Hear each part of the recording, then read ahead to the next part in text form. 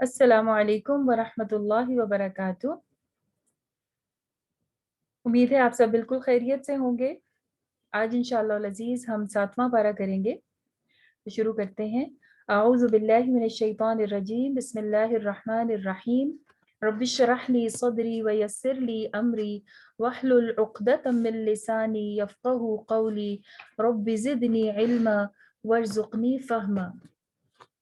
सूरह अल-माइदा जो हमने कल शुरू की थी, अब इसी की कंटिन्यूएशन है।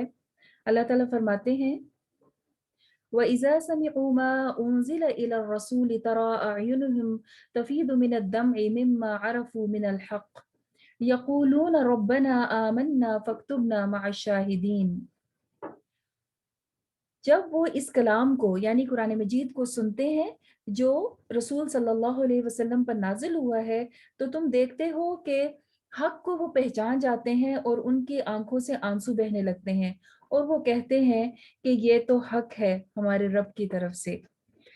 इस आयत के पीछे एक वाकया है जो कि नबी करीम सल्लल्लाहु अलैहि वसल्लम के दौर ही में पेश आया था कि जब मक्का के लोगों ने बहुत ज़्यादा मजालिम शुरू कर दिए सहाबा पर, तो सहाबा को इजाज़त दी गई थी कि वो हिजरत करके हबशा की तरफ चले जाएं। और वहां जब गए तो वहां का बादशाह नजाशी उसने जब पूछा कि आप लोग कौन हैं, तो वहां पर हजरत जाफर तैयार की एक मशहूर तकरीर है जो उन्होंने पेश की और सूरह मरियम की आयत की तिलावत की। तो जब ये तिलावत सुनी तो नजाशी और उसके दरबारी रोने लगे और उन्होंने कहा ये तो हक है, ये तो सच है, क्योंकि वो हजरत ईसा को मानने वाले थे और उन पर सही ईमान लाने वाले लोग थे। जब देखा तो पहचान गए और नजाशी तो मुसलमान भी हो गया था। तो इस तरह से अल्लाह ताला यहाँ पे, चूंकि पीछे जिक्र चल रहा था हजरत ईसा अलैहिस्सलाम की कौम का और उनकी तारीफ भी की गई थी कि वो नरम दिल होते हैं, अल्लाह ताला की बहुत ज़्यादा इबादत करने वाले होते हैं।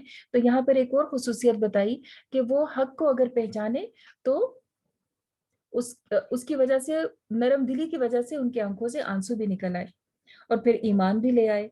तो ऐसे लोग भी इन लोगों में मौजूद हुआ करते हैं कि जो हक को पहचान जाते हैं। उसके बाद सूरह अल-माइदा में कुछ और भी टॉपिक्स पर बात की जाएगी और ख़ुसूसन आप नोट करेंगे कि सूरह अल-माइदा में और फिर आगे सूरह अल-अनाम में भी तौहीद का जिक्र बारहा आता है। मतलब कि शिर्क की तरदीद और तौहीद का जिक्र कि अल्लाह ताला के ऊपर ईमान लाना क्या है, कि अल्लाह को एक माना जाए। यहाँ पे फिर आगे अल्लाह ताला जिक्र फरमाते हैं कि जो लोग ईमान लाएंगे उनके लिए फिर जन्नतें होंगी जिनके नीचे नहरें बहती होंगी और वहाँ यही जज़ा अल्लाह ताला एहसान करने वालों को अता फरमाते हैं। और जो लोग कुफ्र करते हैं, अल्लाह ताला की बात से इनकार करते हैं, उनका ठिकाना जहन्नुम होगा। ऐ लोगों जो ईमान लाए हो, अपने ऊपर अल्लाह ताला की हराम करदा चीज़ों को हलाल ना कर दो और हद से ना निकलो। यानी अल्लाह ताला ने हलाल और हराम की लिस्ट बता दी है और वाज़े कर दिया है। यानी कि हलाल भी वाज़े है, अल हलालु बय्यिनुन वल हरामु बय्यिन, मतलब ये कि हलाल भी वाज़े है और हराम भी। लिहाजा हलाल और हराम को आपस में मिक्स ना करो। इन्नल्लाह ला युहिब्बुल मुअतदीन, क्योंकि अल्लाह ताला को हद से निकलने वाले लोग पसंद नहीं है। तो मोमिनो क्या करो, अल्लाह के दिए हुए हलाल रिस्क को खाया करो। हलाल रिस्क क्या है? नंबर वन तो ये कि उसकी कंडीशन हलाल हो, यानी कि हराम जानवर या मुर्दार या ऐसी चीजें ना हो जिनका पीछे जिक्र आया था। और दूसरा, हलाल और हराम इससे भी पहचाना जाएगा कि इंसान ने वो माल कहाँ से कमाया जिससे वो हलाल चीजें ले रहा है, लेकर आ रहा है। मतलब कहीं से चोरी की और उन पैसों से सेब ला के खा लिया और कि मैं तो हलाल खा रहा हूँ, तो क्या वो सेब हलाल होंगे? इसलिए कि कमाई हलाल नहीं है तो फिर उससे ली हुई चीज कैसे हलाल हो सकती है? तो जब भी इंसान कुछ अर्न करे और अल्लाह का रिस्क हासिल करे तो उसमें हलाल का ख्याल रखे। वत्तकुल्लाह अल्लज़ी अंतुम बिही मुमिनून, और अल्लाह से डरते रहो जिसके ऊपर तुम ईमान लाते हो, क्योंकि अल्लाह ही का तकवा ऐसी चीज है जो कि इंसान को हराम काम करने से रोक के रखती है। देखिए, अब आजकल हमारा रोजा होता है तो हमें कौन रोक के रखता है कि हम एक घूंट भी पानी नहीं पीते? अल्लाह का तकवा ही है ना। अदरवाइज हम बहुत बार अकेले होते हैं, हम पानी भी पी सकते हैं, कुछ खा भी सकते हैं, लेकिन इसी को तकवा कहा जाता है कि हम अकेले में भी कुछ नहीं खाते। तो अल्लाह का तकवा हर मामले में इख्तियार करना है। ला युआखिजुकुमुल्लाहु बिल्लग़्वी फी ऐमानिकुम, अल्लाह ताला तुम्हारे लव कस्मों के ऊपर तुम्हारा मुआखजा नहीं करेंगे। जैसे कि कुछ लोगों की आदत होती है कि वो हर बात पे कहते हैं कसम अल्लाह की कसम, अल्लाह की कसम। तो इस तरह के अगर कोई बोलता है और उसका तकिया कलाम है तो उस पे तो पकड़ नहीं है। लेकिन अगर तुम पक्का वादा करो और कसम खाओ, या लफ्ज कसम ना भी बोले इंसान के कि बस मैं तो आऊंगा इतने बजे तुम्हारे पास होऊंगा, तो ये भी कसम ही हो जाती है। और खास तौर पे जब कसम खा ली जाए कि मैं कसम खाता हूं कि मैं ये काम करूंगा या ये काम नहीं करूंगा, तो ऐसी कसम अगर पूरी ना की जाए तो उसका कफारा अदा करना होता है। वो ऐसी मामूली बात नहीं है कि इंसान बस मुंह से निकाले और उसके बाद कि ओहो मैं तो भूल गया और मैं तो ये कर ही नहीं सकता जो मैंने कहा था। उसका कफारा है, और कफारा क्या है? 10 मस्कीनों को खाना खिलाना, या फिर 10 मस्कीनों को कपड़े पहनाना, या गुलाम आजाद करना। और अगर ये तीनों काम नहीं कर सकता तो 3 दिन के रोजे रखेगा, तब उस कसम का कफारा होगा। तो मुंह से निकलने वाली बात की बहुत वैल्यू होती है। और ऐसी कोई अगर मिस्टेक हो जाए तो फिर उसका कफारा यानी कि उसकी पेनल्टी भी पे करनी पड़ती है। अल्लाह ताला फरमाते हैं, ए लोगों जो ईमान लाए हो, इन्नमल खम्रु वल मैसुरु वल अंसाबु वल अज़लामु रिज्सुम मिन अमलि शैतान फज्तनिबूहु लअल्लकुम तुफ्लिहून। शराब से, जुए से और पांसों से और अजलाम से बचो, क्योंकि ये नापाकी है। आस्ताने और पांसे, ये आस्ताने होते हैं ऐसी जगह जहाँ पे गैर अल्लाह को पुकारा जाता है, और पांसे होते हैं फाल निकालने की चीजें, जैसे तोते से फाल या किसी भी चीज से फाल, शगुन लेना जैसे हमने पहले बात की थी, या ये जो होता है स्टार्स वगैरह चेक करना। तो ऐसी चीजों से बचो क्योंकि ये हराम काम है। सबसे पहले बात की गई खम्र की, शराब की। शराब के पहले एहकामात आ चुके हैं और टोटल 3 एहकामात में ये हराम की गई थी, और ये थर्ड ऑर्डर है जिसमें कतई तौर पे हराम कर दी गई थी। और यही वो मौका था कि जब सहाबा ने अपने पास जो शराब के घड़े पड़े हुए थे उनको तोड़ दिया था और उसी वक्त बहा दी थी। हजरत अनस के बारे में आता है कि वो कहते हैं कि मेरे वालिद के पास भी हुआ करती थी शराब, और मेरे चचा और कुछ लोग वालिद के पास बैठे थे और मैं उनको शराब पेश कर रहा था। वो ऐसी ड्रिंक था जैसे हम लोग कोई शरबत या कोई कोल्ड ड्रिंक वगैरह पीते हैं, तो वो इसी तरह पिया जाता था उनके यहाँ। तो कहते हैं मैंने पेश कर रहा था, इतने में कोई भागा है और उसने बताया शराब हराम हो गई है, शराब हराम हो गई है। तो कहते हैं कि हमारे वालिद और बाकी लोगों ने उसी वक्त जहाँ पे थे वहीं रुक गए और उसको भी फेंक दिया, और मुझे हुक्म दिया मेरे वालिद ने कि ये सारे घड़े तोड़ दो जिनके अंदर शराब पड़ी हुई है। और हर किसी ने ऐसा ही किया। इतना कि साहबा कहते हैं कि मदीना की गलियों के अंदर जैसे पानी बहता ना, इस तरह से शराब बह रही थी, क्योंकि उसी वक्त सबने माना। और ये होता है अहले ईमान का तरीका कि जैसे पता चला उसी वक्त हुक्म मान लिया। समझ तो पहले ही गए थे कि नापसंदीदा है, पहले कहा गया नमाज के पास नहीं आओ, फिर कहा गया कि ये इसमें फायदे कम है नुकसान ज्यादा है, और फिर यहाँ पे कहा गया कि ये नापाकी है, रिज्स है, शैतान का अमल है। तो अब शराब को पक्का मुकम्मल तौर पे हराम भी करार दे दिया और सब लोगों ने उसको छोड़ दिया। ऐसा करो ताकि तुम फलाह पा जाओ, यानी कि शराब को छोड़ दो। मैसर का मतलब होता है जुआ, जैसे कि गैम्बलिंग होती है। और इसके बिल्कुल आसान सी एग्जांपल ये है कि सब लोग किसी चीज में पैसे डालें और जीत कोई एक जाए, इसको जुआ कहते हैं, ठीक है। अब उसकी कोई भी आप सूरत सोच लीजिए जिसमें ऐसा किया जाए कि पूलिंग तो सब करें, लेकिन ये कि नाम चंदे का आए और उनको वो प्राइज मिल जाए। तो इसमें चाहे कोई कंपनी कर रही हो, कोई बैंक दे रहा हो, कोई दोस्त मिलके कर रहे हो, कोई भी कर रहा हो, ये जुआ ही की फॉर्म होगी। क्योंकि इसके अंदर कुछ सब लोगों का फायदा कुछ लोग ले जाते हैं और बाकी लोग अपने पैसे देकर भी हाथ मलते रह जाते हैं। तो शराब भी हराम है, जुआ भी हराम है। और फिर अंसाब और अजलाम, ये भी नापाकी के गंदगी के काम है, और इनसे बच जाओ ताकि तुम फलाह पा जाओ। फिर आगे अल्लाह ताला फरमाते हैं कि शैतान तो चाहता है कि तुम्हारे अंदर शराब और जुए के जरिए से दुश्मनी डाले। देखिए शराब क्या होती है, इसको खम्र भी कहा जाता है ना, यहाँ भी वर्ड खम्र आया। खम्र का मतलब था छा जाना। ये दिमाग के ऊपर छा जाती है, यानी कि इंसान की अकल काम नहीं करती, उसकी जुबान उसका साथ नहीं देती।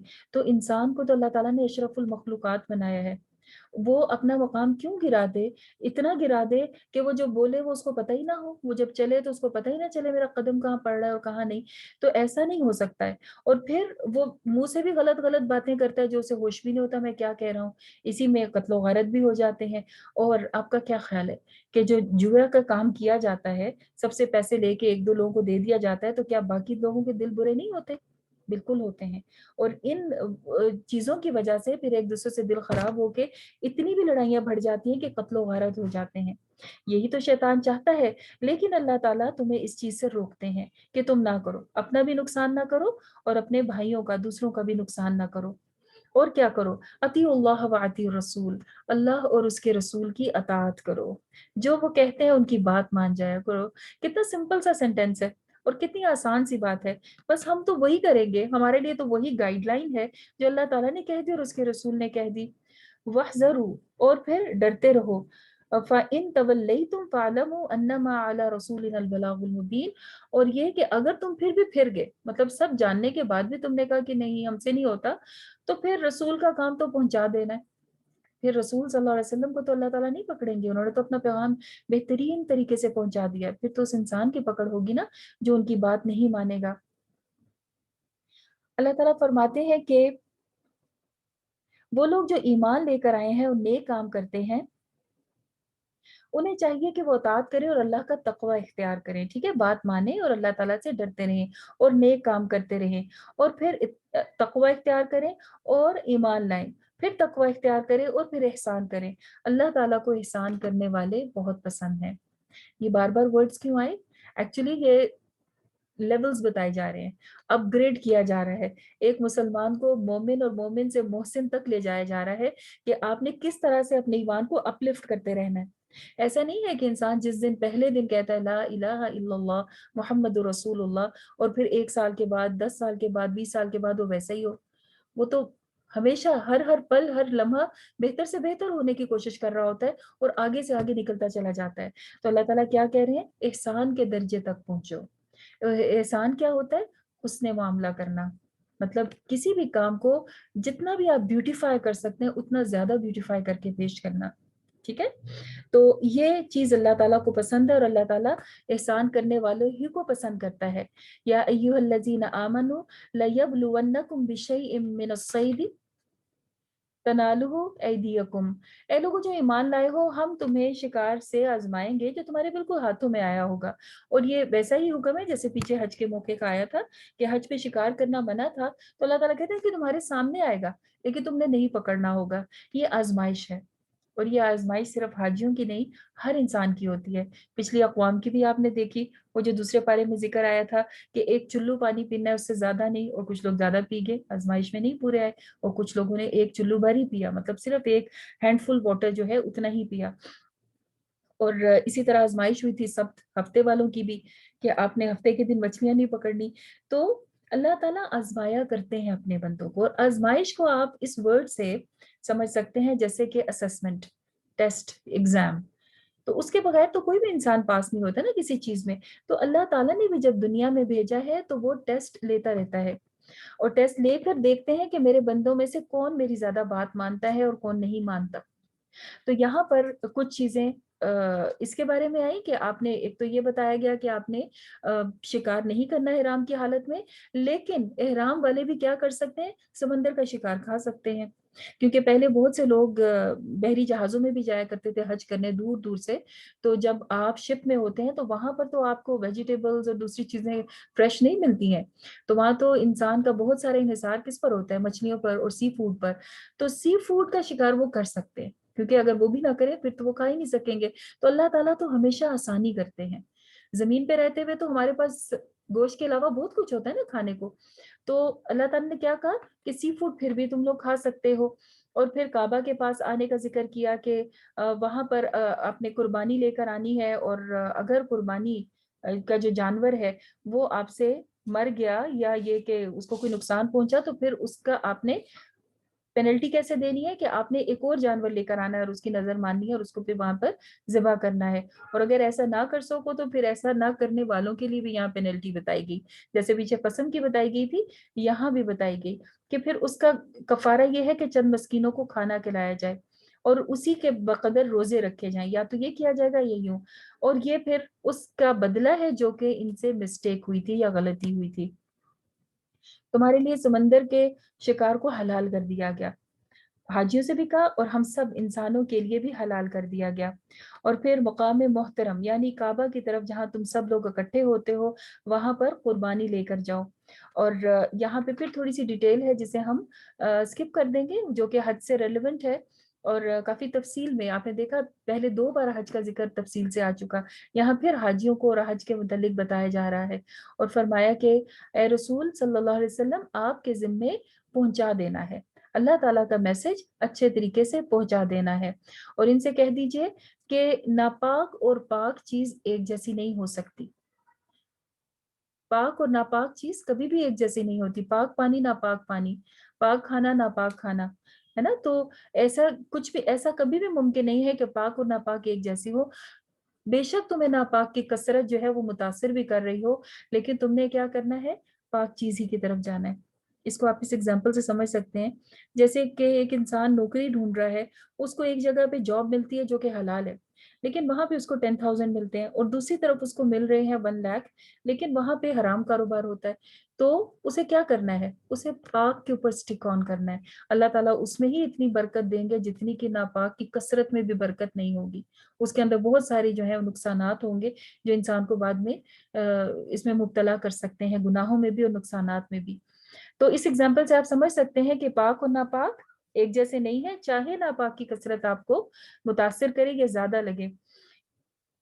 یا ایھا الذین آمنوا لا تسألوا عن اشیاء ان تبد لکم تسؤکم، اے لوگوں جو ایمان لائے ہو ایسی چیزوں کے بارے میں سوال نہ کیا کرو کہ جو تم پہ ظاہر کر دی جائے تو تمہیں بری لگیں، یعنی کثرت سوال، بہت زیادہ کوشچنز کرنا۔ یہاں پہ لیکچر سٹارٹ ہوا نہیں اور کچھ اسٹوڈنٹس کو تو لگتا ہے شاید وہ بیٹھے ہی اس لیے کہ وہ کوشچنز کریں، ایک بار ہاتھ کھڑا ہوگا، یہ کیا ہے، یہ بتائیے گا، فلاں کیسے کرنا ہے، فلاں کیا ہوگا، اس کے بارے میں بتا دیجئے، یہ کرنا ہے یا نہیں کرنا، ہوتا ہے نا؟ آپ سب کی کلاسز میں بھی کوئی نہ کوئی ایسے ہوں گے اسٹوڈنٹس۔ تو کثرت سوال پسندیدہ نہیں ہے، سوال پسندیدہ ہے، کوشچن کرنا چاہیے اگر آپ کو سمجھ میں نہیں آیا اور آپ چاہتے ہیں کہ وہ کلیئر ہو جائے بات، اتنا کرنے کی تو اجازت ہے، لیکن ایسے سوال کرنا جس کا کوئی ڈائریکٹ تعلق ہی نہیں ہے۔ ایک مرتبہ کسی نے پوچھا، جب آپ صلی اللہ علیہ وسلم نے حضرت نوح علیہ السلام کی کشتی کا ذکر کیا تو کسی نے پوچھا کہ اس کا سائز کیا تھا، تو اب دیکھیں اس کے سائز سے کوئی تعلق ہے ہمارے ایمان کا کہ ہمیں سائز پتہ چلے گا تو ہمیں حضرت نوح کی بات پہ یقین آ جائے گا، یا کوئی اور ہمیں اللہ تعالیٰ کی بات پہ یقین آ جائے گا؟ تو ایسے کویسچنس سے کو اوائڈ کرنا چاہیے، ایسے کویسچن ضرور کرنے چاہیے کہ جو ہمارے ایمان کے لیے ضروری ہیں، ٹھیک ہے؟ تو یہ والا بھی ایک مینر اللہ تعالیٰ نے ہمیں یہاں پہ سکھا دیا۔ پھر اللہ تعالیٰ فرماتے ہیں وَإِذَا قِيلَ لَهُمْ تَعَالَوْا إِلَى مَا أَنزَلَ اللَّهُ وَإِلَى الرَّسُولِ قَالُوا حَسْبُنَا اللَّهُ مَا وَجَدْنَا عَلَيْهِ آبَاءَنَا، یہ جو پہلا خطاب مطلب کہ ڈائریکٹلی قرآن جن لوگوں پر نازل ہوا تھا وہ مکہ کے لوگ تھے، اور مکہ کے لوگوں میں سے جو ایمان لے ان کو ہم صحابہ کہتے ہیں، اور جو ایمان نہیں لائے ان کو ہم کفار مکہ کہتے ہیں، ٹھیک ہے؟ اور اسی طرح سے مدینہ میں بھی لوگ تھے کہ کچھ ایمان لائے اور کچھ ایمان نہیں لائے تھے۔ تو یہ ایمان نہ لانے والے جو ہے نا، جو مکہ میں تھے خاص طور پر، تو ان کے ہاں ایسے ریچولز بنے ہوئے تھے کہ جس کی بنا پر وہ اس کو حلال اور حرام کا مسئلہ سمجھتے تھے اور اس طرح سے اس کے اوپر عمل کیا کرتے تھے۔ جیسے انہوں نے کچھ جانور بنائے ہوئے تھے، بحیرہ، سائبہ، وسیلہ، حام، جن کو انہوں نے مخصوص کیا ہوتا تھا یہ فلاں بدھ کے نام پہ چھوڑا ہوا جانور ہے، اس کو عورتیں نہیں کھا سکتی، یہ وہ جانور ہے کہ جس کے اوپر بوجھ نہیں ڈالا جا سکتا، اس طرح کر کے نا مختلف چیزیں بنائی تھی۔ اللہ تعالیٰ کہتے ہیں اللہ پر جھوٹ کرتے ہیں، اللہ تعالیٰ نے تو ایسی کوئی بھی چیزیں نہیں کی کہ کہیں بھی کہ جس کی وجہ سے انسان مشکل میں پڑ جائے اور جس کی کوئی غرض ہی نہیں ہے، کوئی وجہ ہی نہیں ہے کہ اس طرح کی تقسیم کی جائے۔ اور پھر یہ کہا کہ جب ان کو کہا جاتا ہے، جب ان کو سمجھایا جاتا ہے کہ ایسا تو اللہ تعالیٰ نے نہیں کہا، اس طرح کی تو چیزیں اسلام میں نہیں ہیں، تو وہ کیا کہتے ہیں؟ حسبنا حسبنا ما وجدنا علیہ آباءنا، ہمارے لیے وہی کافی ہے جس پہ ہم نے اپنے پیرنٹس کو دیکھا۔ اب یہ جو پیرنٹس کو فالو کرنا ہے نا، یہ بھی بہت بڑی آزمائش ہوتی ہے کہ انسان چونکہ پیدا ہونے سے لے کر باشعور عمر تک آنے تک اپنے پیرنٹس ہی کو آئیڈیالائز کرتا ہے۔ اگر تو پیرنٹس صحیح راستے پر ہوں تو پھر تو بہت بڑی نعمت ہے کہ انسان کو شکر کرنا چاہیے کہ جب وہ شعور کی ایج میں نہیں آیا تھا تو بھی اس کے پیرنٹس اس کو صحیح چیزوں کی عادت ڈال رہے تھے۔ لیکن اگر خدا نخواستہ پیرنٹس کچھ ایسے کام کرتے ہیں جس کا حکم اللہ نے نہیں دیا، اور کچھ ایسی بدعات یا ایسے کام ہیں جو کہ بعد میں گھڑ لیے گئے اور معاشرے میں یا مختلف قوموں کے ساتھ رہنے کی وجہ سے ہمارے اندر آ گئی ہیں وہ آتے، تو ان کے اوپر چیک کر لینا چاہیے۔ اور چیک کرنے کا کیا طریقہ ہے؟ ظاہرہ قرآن اور سنت۔ کہ قرآن مجید کے اگر ساتھ وہ میچ کرتی ہے اور اللہ کے حکم کے انڈر آتی ہے پھر تو ٹھیک ہے، لیکن اگر کوئی ایسی چیز ہے جو نہ اللہ تعالیٰ نے کی نہ رسول صلی اللہ علیہ وسلم نے، لیکن پیرنٹس کر رہے ہیں، اور اگر آپ پیرنٹس سے پوچھیں نا تو وہ بھی کہیں گے ہم اس لیے کریں کیونکہ ہمارے پیرنٹس کرتے تھے، تو ایک بعض اوقات ایک عام ہو جاتی ہے معاشرے میں چیز اور اس کا دین سے کوئی تعلق ہی نہیں ہوتا. تو اس طرح کی چیز کو منع کیا گیا، مطلب اس طرح کی مطلب اس کو جہالت ہی کہا گیا نا، کہ انسان خود سے نہ شعور رکھے نہ سمجھے. ایسا ممکن ہے کہ آپ کے پیرنٹس کو کوئی چیز صحیح نہ پتا چلی اور آپ کو پتا چل گئی ہو، آپ ان کو بھی بتائیے. بہت سے ایسے لوگ ہیں آج بھی ہیں کہ جو مسلمان نہیں تھے، انہوں نے اسلام قبول کیا اور پھر اپنے پیرنٹس کو بھی مسلمان کر لیا. تو وہ کیسے ہوا؟ اللہ تعالیٰ کی رحمت ہے، جسے چاہتا ہے پہلے عطا کر دیتا ہے. بعض اوقات پیرنٹس آگے نکل جاتے ہیں دین میں اور بعض اوقات بچے آگے نکل جاتے ہیں. تو آنا تو ایک ہی چیز کے اوپر ہے، وہ ہے اللہ تعالیٰ کی اطاعت. پھر فرمائے یا ایھا الذین آمنوا علیکم انفسکم، اپنے نفسوں کی فکر کیا کرو، اپنی فکر کیا کرو کہ میں جو کر رہی ہوں یا جو کر رہا ہوں کیا مجھے اس کا فائدہ ملے گا، یہ میرے لیے مفید ہے یا نقصان دہ ہے. یعنی اپنی آخرت کو بنانے کی کوشش میں لگے رہا کرو، اور تمہارا ذمہ کوئی اور نہیں لے گا. آج دنیا میں تو ہمیں بہت سارے کاموں میں دوسرا مل جاتا ہے، ایون ہم نے پانی بھی پینا ہو اور ہم خود نہیں اٹھنا چاہتے تو کوئی اور لا کے دے دیتا ہے، تو کوئی اور ہیلپ کر دیتا ہے نا. لیکن آخرت میں بالکل ایسا ہونے والا نہیں ہے. ہر ایک اپنے اپنے بوجھ اٹھائے گا. نیکیاں کی ہے تو اس کے نور کے اندر وہ دوڑتا ہوا آگے چلتا چلا جائے گا. اگر خدا نخواستہ اس کے الٹ ہے تو وہ بوجھ اس کو اکیلے ہی اٹھانا ہوگا. لہٰذا اپنی فکر کیا کرو. اور کیا ہے اگر، اور پھر یہ کہ جو انسان سیدھے راستے پہ چلتا ہے اس کا فائدہ اسے خود ہی ہوتا ہے، اور اگر وہ بھٹکتا ہے تو اللہ تعالیٰ کو تو کوئی نقصان نہیں ہوتا. یہ تو نقصان انسان خود اپنے ہی آپ کو پہنچاتا ہے. پھر اللہ تعالیٰ فرماتے ہیں کہ جب تم پر موت کی مصیبت آ جائے اور تم سفر میں ہو تو پھر اپنی وصیت لکھوا لیا کرو. موت کی مصیبت کہا گیا کیونکہ مصیبت تو ہمارے اس کام کو کہتے ہیں نا جو ہمیں پسند نہیں ہوتا، اور اسی لیے پیچھے ہم نے پڑھا بھی تھا کہ اذا اصابہم مصیبت قالوا انا للہ وانا الیہ راجعون، کہ جب انہیں کوئی بھی مصیبت مشکل آتی ہے تو وہ انا للہ پڑھتے ہیں. تو سب سے بڑی مصیبت موت ہے اس زندگی میں، کیونکہ اس کے بعد واپسی نہیں ہے. ایسا ہو نہیں سکتا کہ آپ موت کو کہیں کہ ابھی میں رستے میں ہوں گھر پہنچ جاؤں پھر آ جانا، ایسا تو نہیں ہو سکتا نا. تو یہاں پر وصیت کے بارے میں کہا گیا. وصیت کیا ہوتی ہے؟ انسان کی ول ہوتی ہے جو وہ لکھتا ہے، جو وہ چاہتا ہے اس کو لکھ لے. نبی کریم صلی اللہ علیہ وسلم کی ایک حدیث ہے کہ آپ نے فرمایا کہ جو کوئی وصیت کرنا چاہتا ہے تو اسے چاہیے کہ وہ 3 راتیں بھی ایسی نہ گزارے کہ جس میں وہ اپنے پاس وصیت لکھ نہ لے. ٹھیک ہے، اور اگر لکھ نہیں سکتا لکھوا لے، لیکن یہ کہ اپنے پاس وصیت ہونی چاہیے اس چیز کی جو وہ کسی کہنا چاہتا ہے. کسی نے اگر ارادہ کیا اور پیسے اکٹھے کر رہا ہے اور اپنی الماری میں رکھے ہوئے ہیں کہ میں نے مسجد بنوانی ہے اور کسی گھر والے کو پتہ ہی نہیں، وہ فوت ہونے کے بعد جب الماری کھولیں گے وہ کہیں گے اتنے سارے پیسے ہمیں مل گئے اور وہ آپس میں بانٹ لیں گے ایز پر وہ جو ہے ہیریٹیج جو وراثت بڑھتی ہے. لیکن اگر اس نے وصیت لکھی ہوگی تو پتہ چل جائے گا یہ تو مسجد کے پیسے ہیں. ٹھیک ہے، تو اسی طرح سے ہم بھی بہت ساری نیتیں کرتے رہتے ہیں. جب اچھے اچھے کام سنتے ہیں ان کا اجر سنتے ہیں تو ہم فوراً دل میں ارادہ کرتے ہیں کہ میں نے یہ چیز جو ہے نا یہ اللہ کی راہ میں دینی ہے، اس کو یوں کرنا ہے، اس کے لیے یہ کام کرنا ہے. تو اس کو لکھ لینا چاہیے، لکھ کے رکھ لینا چاہیے. اور وصیت ہوتی ہے 1/3 مال پر، مطلب آپ کی جتنی بھی ٹوٹل چیزیں ہیں نا اس کا 1/3 کو آپ وصیت کر سکتے ہیں. پورے کا پورا مال نہیں کر سکتے کہ کسی انسان کے کتنے سارے بچے ہوں اور وہ کہ میں پورا مال اپنا جو ہے وہ جہاد میں لگاتا ہوں یا مسجد کو دیتا ہوں یا کنواں کھدوا دیتا ہوں. ایسا نہیں ہو سکتا. پورے مال کے 3 حصے کر کے ایک حصے کے اوپر وصیت کر سکتا ہے، باقی تو اسی طرح تقسیم کیا جائے گا جیسے کہ پیچھے ہم نے اللہ تعالیٰ کا حکم دیکھا تھا. اس کے بعد آگے چلتے ہیں. آگے اللہ تعالیٰ قیامت کا ذکر فرماتے ہیں اور کہتے ہیں کہ جس دن اللہ تعالیٰ جمع کریں گے رسولوں کو اور ان سے پوچھیں گے کہ تمہیں کیا جواب دیا گیا، مطلب جب آپ نے پیغام دیا لوگوں کو تو انہوں نے کیا جواب دیا. قالوا لا علم لنا انک انت علام الغیوب، کہ یا رب ہمیں نہیں معلوم، آپ بے شک سب غیب کو جاننے والے ہیں. یہ یا تو اس وجہ سے ہوگا کہ گھبراہٹ میں اس وقت سمجھ نہیں آئے گی اور اس کے بعد بتائیں گے، اور دوسرا یہ ہے کہ جیسے عیسیٰ ابن مریم کے بارے میں آتا ہے اور وہ ہم آگے بھی پڑھیں گے بھی کہ وہ کہیں گے کہ یا اللہ جب میں ان میں نہیں تھا تو آپ ان پر گواہ تھے، مجھے نہیں معلوم انہوں نے پیچھے سے کیا کیا کیا. جیسے کہ حضرت عیسیٰ کی قوم نے کیا کیا، انہوں نے حضرت عیسیٰ ہی کو خدا بنا دیا اور کسی نے خدا کا بیٹا کہہ دیا. تو اتنا بڑا شرک پیچھے سے لوگوں نے کیا. حضرت عیسیٰ سے جب پوچھا جائے گا تو وہ کہیں گے یا اللہ مجھے نہیں معلوم، آپ ہی ان پہ گواہ تھے اور آپ مطلب آپ جو چاہیں آپ ان کے ساتھ فیصلہ کر سکتے ہیں. عیسیٰ ابن مریم سے اللہ تعالیٰ فرماتے ہیں میری اس نعمت کو یاد کرو جو میں نے تم پہ کی اور تمہاری والدہ پہ کی اور تمہاری روح القدس سے مدد کی. کیا مدد کی؟ حضرت اللہ تعالیٰ اپنے انبیاء کو کچھ معجزات دیا کرتے ہیں. حضرت عیسیٰ کو جو معجزہ دیا تھا وہ تھا کہ وہ مردہ کو زندہ کر لیا کرتے تھے. ایک بلائنڈ انسان کو دیکھنے والا کر لیتے تھے، دعا پڑھتے تھے اور اس کے بعد اس کو ٹھیک کر لیا کرتے تھے ہاتھ پھیر کے.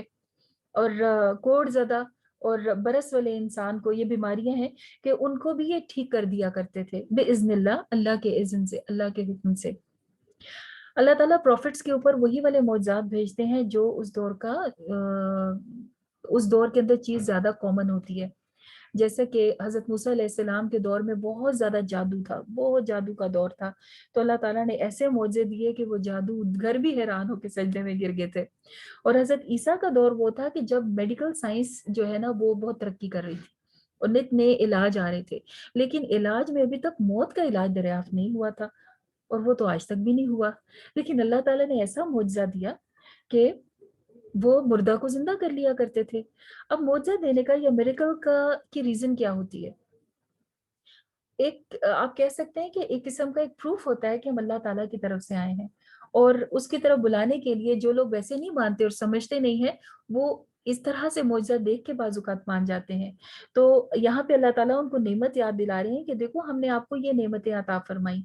اور پھر یہ کہ آپ کو علم دیا تورات کا اور انجیل کا، کیونکہ بنی اسرائیل ہی کے نبی تھے نا حضرت عیسیٰ علیہ السلام بھی، تو تورات کا علم بھی اللہ تعالیٰ نے دیا اور انجیل کا یعنی کہ بائبل کا علم بھی دیا. اور پھر اللہ تعالیٰ کہتے ہیں ہم نے آپ کے اوپر احسان کیا کہ آپ کے ساتھ کچھ حواریوں کو ایمان لانے کا کہا، یعنی کہ اللہ تعالیٰ نے کچھ لوگوں کے دل میں ڈالا اور وہ ایمان لے آئے اور حضرت عیسیٰ کے ساتھ مسلمان ہو گئے. اور ان حواریوں نے حضرت عیسیٰ ابن مریم سے کہا کہ کیا آپ استطاعت رکھتے ہیں کہ آپ اللہ تعالیٰ سے دعا کریں کہ وہ آسمان سے ہمارے لیے کھانے کا خوان اتارے، ایک دسترخوان اتارے، اور وہ دن جب کہ وہ اتارے گا ہمارے لیے عید کا دن ہو. تو اللہ تعالیٰ نے جواب کیا دیا؟ اللہ تعالیٰ بالکل قادر ہے ایسا کرنے پر اور ایسا کریں گے، لیکن اگر اس کے بعد بھی کوئی نہ مانا تو اس کو ایسی سزا دی جائے گی کہ جو نہ پہلے کبھی کسی کو دی گئی نہ بعد میں کسی کو دی گئی. یعنی کہ اللہ تعالیٰ سے معجزہ مانگنے پر اگر مل جائے اور معجزے کے بعد بھی کوئی ایمان نہ لائے تو پھر تو ہلاکت ہی ہلاکت ہے، پھر معافی کے کوئی صورت نہیں رہتی. آگے اور بھی ذکر آئیں گے ایسی معجزات کی اور ایسی چیزوں کا کہ اگر اس کے بعد انسان نہ مارے تو پھر کیا ہوتا ہے. اللہ تعالیٰ حضرت عیسیٰ علیہ السلام سے پوچھیں گے کہ کیا تم نے کہا تھا کہ تمہیں اور تمہاری ماں کو الہ بنائے؟ تو وہ کہیں گے قال سبحانک، پاک ہے یا اللہ تو، میں نہیں جانتا اور میں اپنے علاوہ کسی اور کے قول کا ذمہ دار نہیں ہوں، میں تو وہی کہتا تھا جو حق تھا. اور اس کے بعد جو ان لوگوں نے کہا میں اس کا مطلب میں اس کا رسپانسبل نہیں ہوں کیونکہ جب آپ چلے گئے تھے. اور ساتھ فرمایا انی عبداللہ، میں اللہ کا بندہ ہوں، ربی و ربکم، اور اللہ کون ہے؟ وہ میرا اور تمہارا رب ہے. تو انہوں نے جیسے کل بھی آیا تھا انہوں نے آر محسوس نہیں کی، انہوں نے بالکل انسلٹ محسوس نہیں کی اپنے آپ کو اللہ کا بندہ کہنے میں. اور یہاں بھی آیا کہ انہوں نے کہا کہ میں اللہ کا بندہ ہوں، انہوں نے تو کبھی نہیں کہا کہ نعوذ باللہ میں اللہ کا بیٹا ہوں. تو حضرت عیسیٰ علیہ السلام کی صداقت ان کے قوم کے بارے میں یہاں بتایا گیا، اور پھر ان کے قوم کے لیے جو اسپیشل ایک چیز جو انہوں نے خوان مانگا تھا المائدہ، اس کے بارے میں بھی یہاں پہ ذکر کیا گیا. پھر اللہ تعالیٰ فرماتے ہیں زمین اور آسمان اور تمام موجودات کی بادشاہت اللہ ہی کی ہے.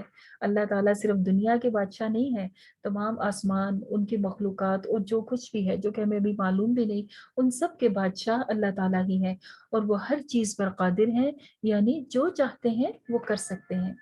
اس کے بعد شروع ہوتی ہے سورہ الانعام. انعام کا مطلب ہوتا ہے مویشی، کیٹل. اور اس صورت کے بارے میں یہ آتا ہے کہ یہ سب سے بڑی وحی ہے جو کہ نازل ہوئی تھی. یہ پوری کی پوری صورت ایک ہی بار میں نازل ہوئی تھی. اور حضرت اسماء بنت یزید کہتی ہیں کہ میں نے نبی کریم صلی اللہ علیہ وسلم کی اونٹ کی نوکیل پکڑی ہوئی تھی اور آپ اس وقت اونٹ پر سوار تھے. تو جب آپ بیٹھے ہوئے تھے تب یہ صورت نازل ہونا شروع ہوئی، اور جب وحی آتی تھی آپ صلی اللہ علیہ وسلم پر تو آپ کے اوپر اتنا بوجھ ہوتا تھا کہ اس کی وجہ سے آپ کے اوپر تو تھا ہی، اونٹ کے اوپر بھی اتنا بوجھ پڑا تھا کہ اونٹ کی ہڈیاں چٹکنے کی آواز آ رہی تھی۔ اور وہ جب نازل ہوئی، یہ سورت جب نازل ہوئی تو آسمان سے زمین تک فرشتے ہی فرشتے پھیل گئے، اور وہ اللہ تعالیٰ کی تسبیح کر رہے تھے، سبحان ربی العظیم، سبحان ربی العظیم، سبحان ربی العظیم، اور ساتھ ساتھ یہ سورت نبی کریم صلی اللہ علیہ وسلم پر نازل ہو رہی تھی، اور پوری کی پوری ایک ہی بار یہ نازل کر دی گئی۔ اور یہ سورت مکی ہے، یعنی کہ ابھی آپ نبی کریم صلی اللہ علیہ وسلم مکہ میں موجود تھے جبکہ یہ نازل ہوئی۔ اور اس کا آغاز کس آیت سے ہوتا ہے؟ بسم اللہ الرحمن الرحیم، الحمد للہ الذی خلق السماوات والارض وجعل الظلمات والنور ثم الذی کفروا بربہم یعدلون۔ پاک ہے وہ ذات جس نے آسمان اور زمین کو بنایا اور روشنی اور اندھیروں کو پیدا کیا، پھر بھی جو لوگ حق کو نہیں مانتے، انکار کرتے ہیں، وہ اپنے رب کے ہمسر بناتے ہیں، یعنی اللہ کے ساتھ دوسروں کو شریک کرتے ہیں، یعنی شرک کرتے ہیں۔ حالانکہ اللہ تو وہ ہے جس نے تمہیں مٹی سے پیدا کیا، اور پھر یہ کہ ایک مدت تک تم زمین میں رہتے ہو اور پھر واپس اللہ ہی کی طرف چلے جانا ہوتا ہے، یعنی اللہ تعالیٰ کے مقابلے میں تم تو کچھ بھی نہیں ہو۔ کہاں یہ کہ تم اتنی بڑی بڑی باتیں اللہ کے بارے میں کہنا شروع کر دیتے ہو۔ اللہ تعالیٰ وہی ہے، وہ ایک خدا ہے جو آسمانوں میں بھی ہے، زمین میں بھی، وہ تمہارے کھلے اور چھپے سب چیزوں سے باخبر ہے، جو برائی یا بھلائی تم کرتے ہو اس سب پہ خوب واقف ہے۔ وہ صرف یہ نہیں کہ زمین اور آسمان کی ظاہری چیزوں کو جانتا ہے، وہ پوشیدہ چھپی ہوئی چیزوں کو بھی جانتا ہے، وہ تمہارے دل کے اندر کے حالات کو بھی جانتا ہے۔ تو یہ ہے میرا رب، اس کے ساتھ انسان کیسے کوئی شریک ٹھہرا سکتا ہے؟ جب نبی کریم صلی اللہ علیہ وسلم ان کے سامنے اپنی آیات، اللہ تعالیٰ کی آیات بیان کرتے تھے تو یہ کیا کرتے تھے؟ مذاق اڑایا کرتے تھے، اور پھر کہتے تھے کہ قرآن مجید ہمارے سامنے لکھی ہوئی صورت میں لاؤ، یا پھر کسی ایسے جو ہے پیپر پہ لکھی ہو اور کپڑے میں لپٹی ہو کہ ہم دیکھیں اور پھر ہم اس کو ہاتھ لگا کے چیک کریں تو پھر ہم تمہارے اوپر ایمان لائیں گے۔ اللہ تعالیٰ کہتے ہیں یہ ایمان پھر بھی نہیں لائیں گے، اگر ان کے ایسا بھی کر دیا جائے نا تو یہ پتہ ہے کیا کہیں گے؟ یہ کہیں گے یہ تو جادو ہے، یہ جادو کر کے دکھا رہا ہے، اور پھر یہ کہتے ہیں کہ ہمارے اوپر تم فرشتہ لاؤ اور پھر ہم ایمان لے آئیں گے۔ تو اللہ تعالیٰ کہتے ہیں فرشتے تو تبھی آتے ہیں جب اللہ تعالیٰ کا حکم آ جاتا ہے، قضا امر، مطلب کہ جب عذاب کا حکم آتا ہے تو عذاب لے کر آتے ہیں فرشتے، تو یا تو اس لیے آتے ہیں یا پھر کہتے ہیں کہ آپ فرشتے کیوں نہیں ہیں، آپ انسان کیوں ہیں؟ تو نبی کریم صلی اللہ علیہ وسلم نے یہاں پہ کیا فرمایا کہ اگر میں فرشتہ بھی ہوتا تو میں انسانی شکل میں ہوتا تو تمہیں دکھائی دیتا نا، تو میں تو تمہاری جیسا انسان ہوں۔ اللہ تعالیٰ نے تو بیسٹ پاسبل چیز ہمارے لیے کی کہ ہم ہی میں سے نبی بھیجے جو ہمارے سامنے نہ صرف اللہ تعالیٰ کی آیات پڑھ کے سناتے ہیں بلکہ ہمیں عملی طور پہ دکھاتے بھی ہیں کہ اللہ تعالیٰ کے حکموں پر عمل کیسے کرنا ہے۔ اور ہمارا رب تو اتنا رحیم ہے کہ اللہ تعالیٰ فرماتے ہیں کتب علی نفسہ الرحمہ، اللہ تعالیٰ نے اپنے اوپر رحم کو لازم کر لیا ہے، وہ بہت زیادہ رحیم ہے۔ ضرورت اس چیز کی ہے کہ انسان اللہ تعالیٰ کو پہچان جائے۔ رحمت کے بارے میں آتا ہے کہ میری رحمت میرے غضب پر حاوی ہے، غصے پر یعنی حاوی ہے، اس کے 99 حصے ہیں اور زمین میں نے ایک حصہ اتارا ہے اور باقی 99 حصے 99 اس کے پارٹس قیامت کے دن مومنین کو عطا کیے جائیں گے، اور کافروں کے لیے اس دن کوئی رحمت نہیں ہوگی۔ آج تو اللہ تعالیٰ تمام انسانوں پہ رحمت کرتے ہیں نا، کہ سب کو زندگی دیتے ہیں، نعمتیں دیتے ہیں اور بہت کچھ دیتے ہیں جو کہ ہر انسان اور مخلوقات کے پاس ہیں، لیکن قیامت کے دن اللہ تعالیٰ کو نہ ماننے والوں کے لیے کوئی رحمت نہیں ہوگی۔ اور پھر فرمایا کہ آپ کہہ دیجئے کہ میں تو اللہ تعالیٰ سے ڈرتا ہوں کہ میں اللہ تعالیٰ کی نافرمانی کروں اس دن کے عذاب سے کہ جو بہت بڑا دن ہے۔ تو یہ ڈر ہم میں سے ہر ایک کے اندر ہونا چاہیے، اور یہاں پہ کس کو کہا گیا؟ نبی کریم صلی اللہ علیہ وسلم کو، کہ آپ صلی اللہ علیہ وسلم بھی ڈرا کرتے تھے کہ کوئی ایسی بات نہ ہو جائے کہ جس سے اللہ تعالیٰ ناراض ہو جائیں۔ تو میں ڈرتا ہوں اللہ سے، تم بھی اللہ تعالیٰ سے ڈرو اور اس کے ساتھ کسی کو شریک نہ ٹھہراؤ۔ اور جو کوئی بھی اللہ کے ساتھ شریک ٹھہراتا ہے وہ اللہ پر جھوٹ باندھتا ہے، یعنی کہ وہ جھوٹ بولتا ہے، سچ تو یہ ہے ہی نہیں بات، اور اللہ تعالیٰ پر جھوٹ باندھ دیتا ہے کہ کہتا ہے کہ اللہ کے ساتھ کوئی اور بھی ہے۔ اور اہل مکہ کیا کہا کرتے تھے؟ وہ بتوں کو شریک ٹھہراتے تھے نا اللہ کے ساتھ، حالانکہ وہ اللہ تعالیٰ کے رب ہونے پر ایمان لاتے تھے کہ اللہ تعالیٰ ہے، ایسا نہیں ہے کہ وہ اللہ تعالیٰ کے نام سے واقف ہی نہیں تھے اور انہیں معلوم ہی نہیں تھا کہ اللہ کون ہے، وہ جانتے تھے، لیکن غلطی کیا کرتے تھے؟ کہتے تھے ہمیں اللہ تعالیٰ بھی دیتے ہیں اور یہ بت بھی دیتے ہیں، ایک بت ہمیں رزق دیتا ہے، دوسرا ہمیں بارش دیتا ہے، تیسرا ہمیں اولاد دیتا ہے، اور اس طرح سے انہوں نے تقسیم کر رکھی تھی۔ اور ان بتوں کے اوپر پھر چڑھاوے بھی چڑھاتے تھے کہ یہ والے جانور اس بت پر قربان ہے، فصلیں وغیرہ بتوں کے نام پہ دیا کرتے تھے۔ تو یہ سارے کام جو ہیں یہ اللہ تعالیٰ پر جھوٹ باندھنے میں آ جاتے ہیں، ان سے بچنے کو کہا گیا۔ اور پھر فرمایا کہ جب ان کو حق بتایا جاتا ہے تو ان کے کانوں پر بوجھ پڑ جاتا ہے اور ان کو سمجھ میں نہیں آتا۔ اور وجہ کیا ہے؟ گناہ، ان کے گناہ۔ تو اگر انسان گناہ گار ہو تو بھی قرآن سمجھ نہیں آتا، لہٰذا قرآن اگر کبھی سمجھ نہ آ رہا ہو تو کیا کرنا چاہیے؟ استغفار کرنا چاہیے۔ حضرت ابن تیمیہ کے بارے میں آتا ہے کہ وہ جب کسی مسئلے کا حل ڈھونڈ رہے ہوتے تھے اور کئی تفاسیر ڈھونڈ لیتے تھے اور حل نہیں ملتا تھا تو پھر سب کچھ چھوڑ کے استغفار کرنے بیٹھ جاتے تھے کہ شاید میرا کوئی گناہ ہے جس کی وجہ سے مجھے قرآن مجید کی آیت سمجھ میں نہیں آ رہی۔ تو بہت زیادہ استغفار کرتے رہنا چاہیے، وہ تو ویسے ہی بہت ساری بھلائیوں کا راستہ کھولتا ہے، لیکن یہ بھی فائدہ ہوتا ہے کہ قرآن مجید بھی انسان کو بہت اچھے سے سمجھ آنے لگتا ہے۔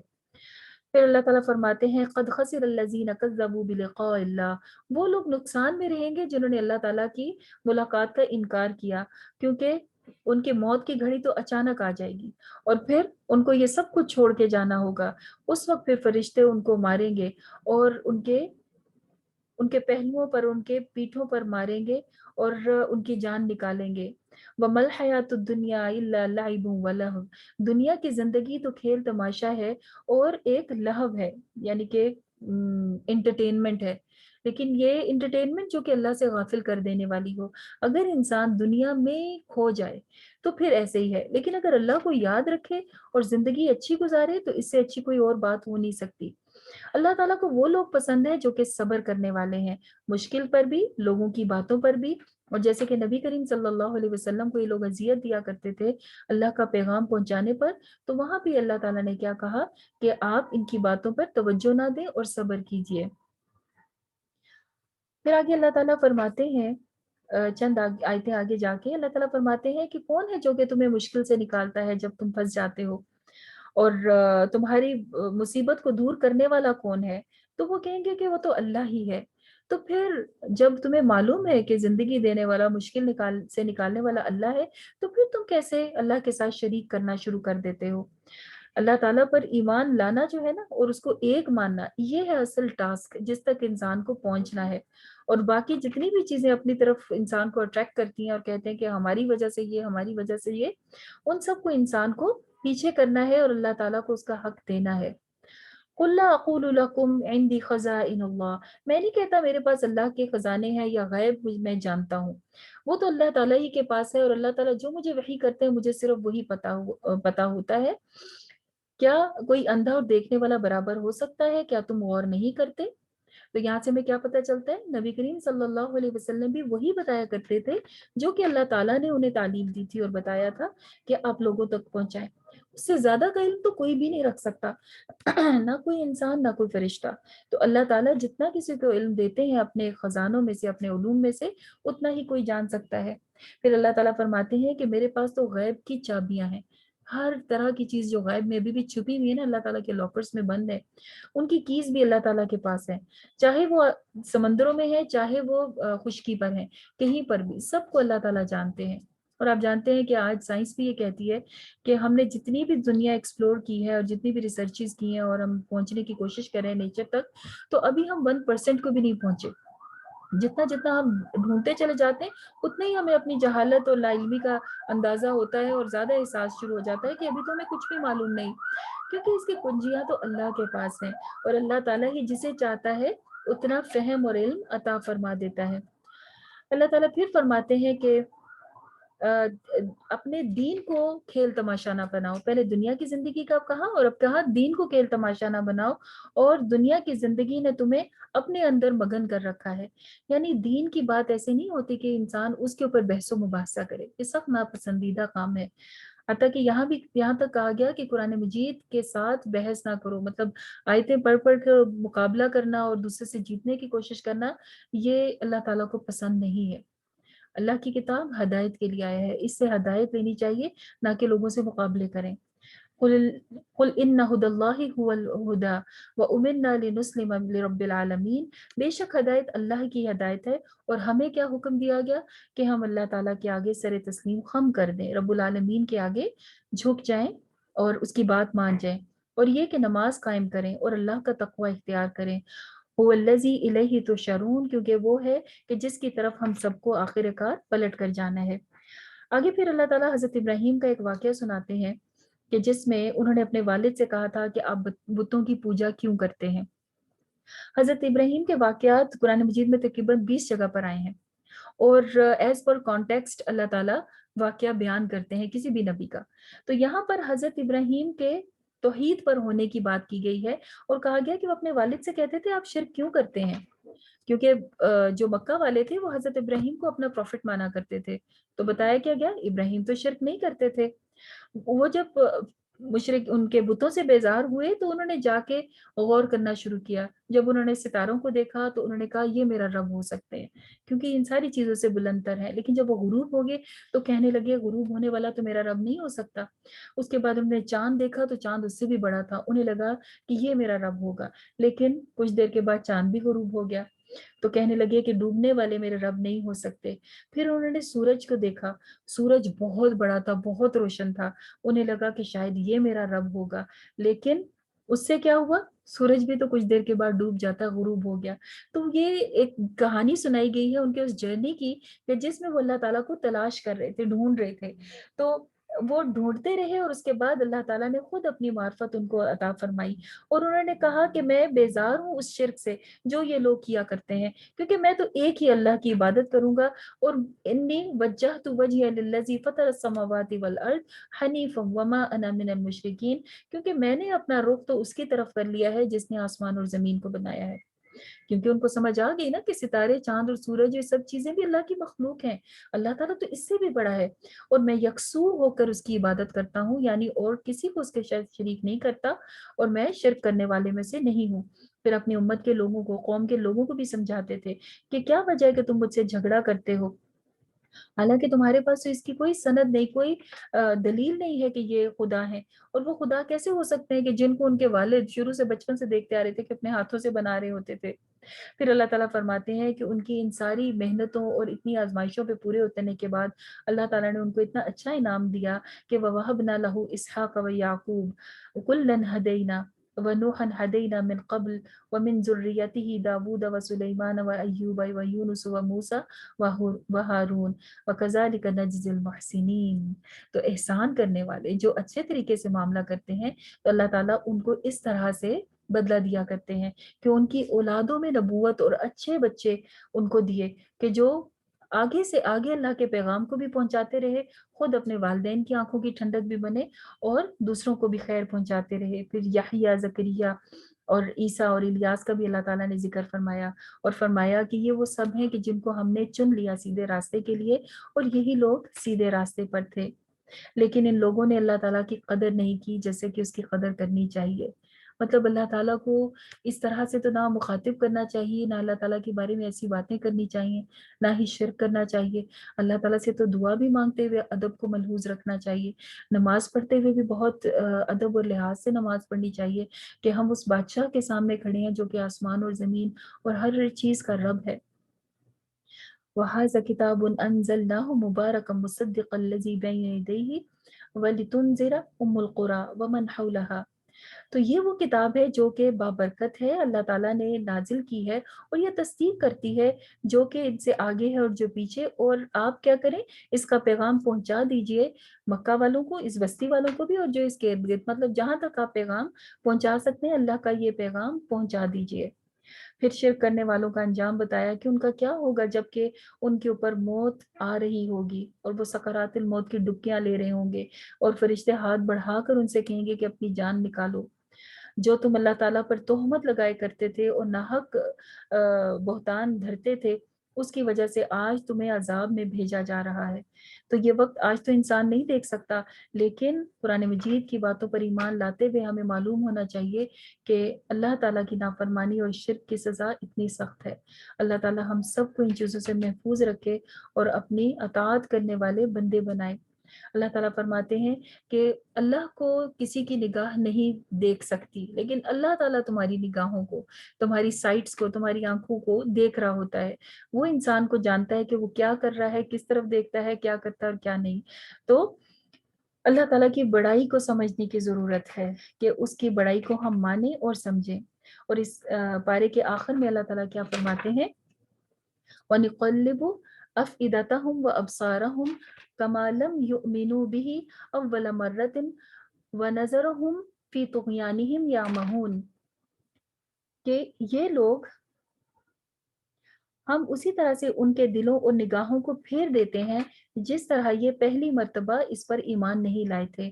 ہم انہیں ان کی سرکشی میں بھٹکنے کے لیے چھوڑ دیتے ہیں، یعنی پھر جو ایمان نہ لانے ہی کی قسم کھا لیتا ہے تو اللہ تعالیٰ بھی پھر اس کو ہدایت نہیں دیتے۔